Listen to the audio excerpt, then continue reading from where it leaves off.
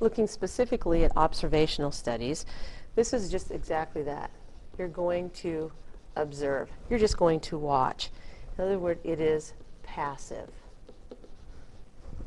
Now, one problem with an observational study is people think giving a survey would not be an observational study, but in fact it is.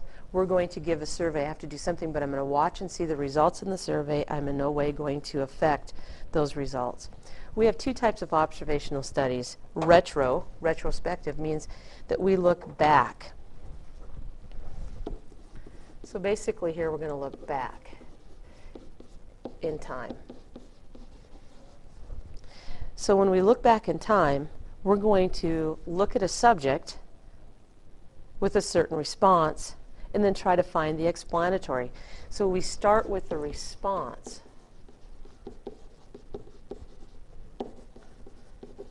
So we all have a common response, and we're going to look back in time to see what might have been the cause or explain that response. Problem with this is it's less reliable.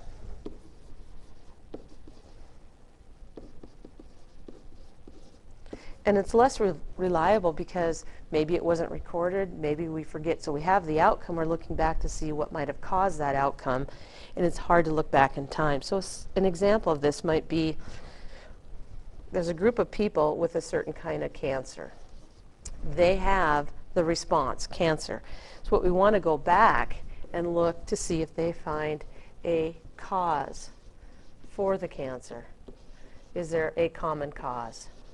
So we're looking back. So when we go back in time, we might have forgotten something that would have been of great importance.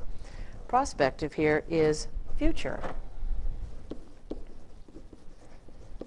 So it's a little bit opposite. What we're going to do here is look at the explanatory. And again, that's a variable. So we're looking at the explanatory variable, and we're going to follow into the future that variable and record the responses.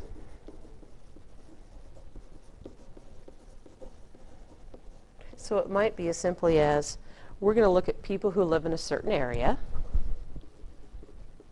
and we're going to see if that area in which they live is the cause of the cancer. So we might sit there for a long time and follow this through many, many years to see if that they all have a common response because they lived in the same area. Now, the problem with observational studies, as we stated earlier, you can't control the confounding variables. And that causes a big problem. As you can see, you can't separate them out. So you really cannot do a cause-effect relationship. It cannot be established. So when you do an observation, you cannot establish a causal relationship because you can't separate out those confounding variables.